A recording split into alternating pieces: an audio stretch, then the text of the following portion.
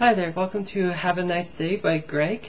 I had a video before, but somehow it didn't work for some reason. I don't know why it didn't record, but I'm trying this again. This is round 2. Raw 1000 episode was really good.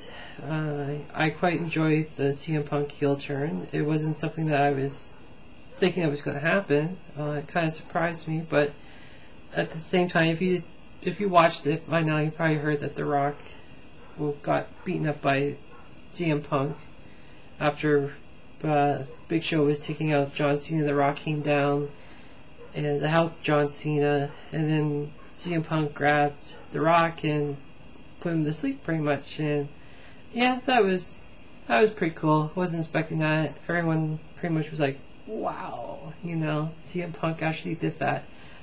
And if you heard, The Rock gets the WWE title shot at the Royal Rumble against whoever the champion will be. I have a feeling that it's going to be either, CM Punk or John Cena, one of the two. I'm hoping that, now I'm thinking about it, I think maybe John Cena should be the WWE champion at the time, because then maybe CM Punk can get the title shot at WrestleMania against The Rock, because I'm hoping that The Rock wins at the Royal Rumble no matter what, because I would really like to see him be champion for another time. I think he'll do it for like a few months and then he'll drop it at WrestleMania. So either he'll drop it to Punk or he'll drop it to Cena. I don't want to see him drop it to Cena again. I mean, no, it hasn't happened. But you know what I'm saying. I don't want to see him drop it to Cena, but you never know. It might happen. But we'll see how it goes.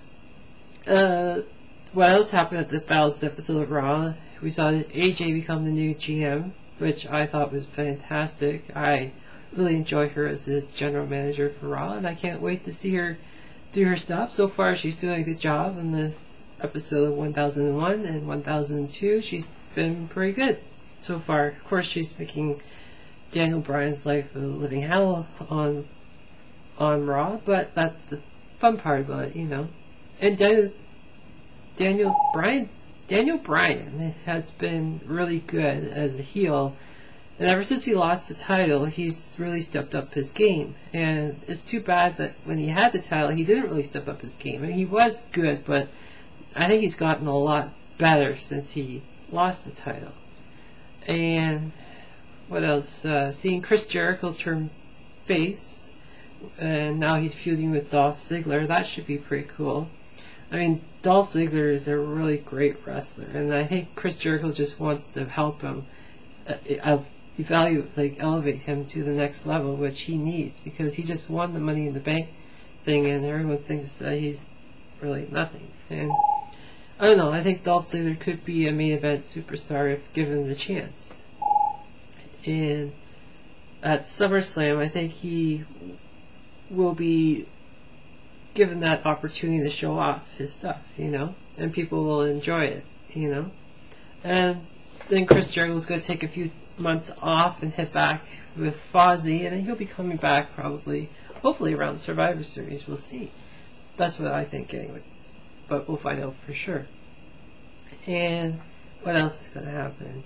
I'm looking forward to the Brock Lesnar vs. Triple H at SummerSlam. That's a really good match. I'm going for Brock for that one, and I think he's going to have a really good physical fight. I hope he wins the match, because he needs to win.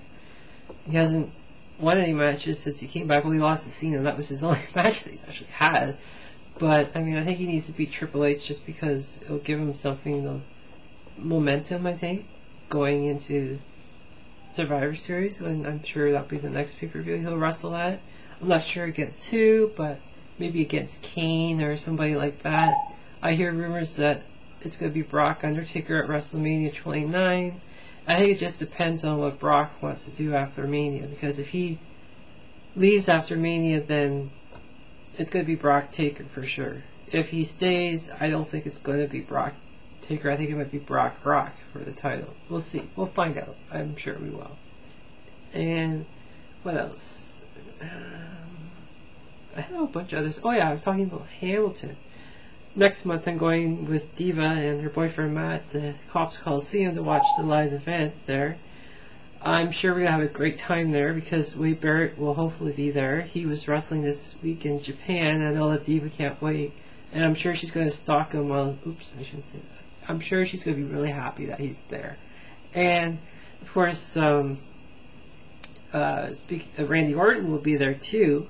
And he was going to be facing Sheamus and Alberto Del Rio in a triple threat match. That's the main event apparently. So I'm looking forward to seeing Randy Orton in person. I'll be watching him as well. And yeah, it should be good times. And I love Cops Coliseum. I've been there lots of times to see other live events. I was there for, I can't remember the name of the pay-per-view, but it was with Kane and Undertaker against Steve Austin for the title. That's when they won the belt. And they were both co-champions for a bit. And then Vince McMahon took the belt. And what else? That same night was when The Rock was getting really popular, and he took on Mankind and Kurt Angle in a cage match. That was a fabulous cage triple threat match. I don't think I've seen a triple threat match after that in a cage. They should do that again. Next pay-per-view. And also, we saw... It was just a great pay-per-view. I remember seeing that. And speaking of live events, another great live event I saw was a long time ago, and I think it was 1996, 97. I saw it at the Exhibition in Toronto. Yeah, Exhibition Stadium. And one of the big matches was Undertaker against Mankind. And that one was cool because I had floor seats and we were right there and with my friends, and they came, we were literally about 15 feet away from Mankind and Taker battling out in the stands. It was awesome. It was such a cool match. We were all standing on our chairs watching it. It was friggin' cool. And I remember seeing Sid there too. He was wrestling HBK at the time, and I think we got mooned by HBK.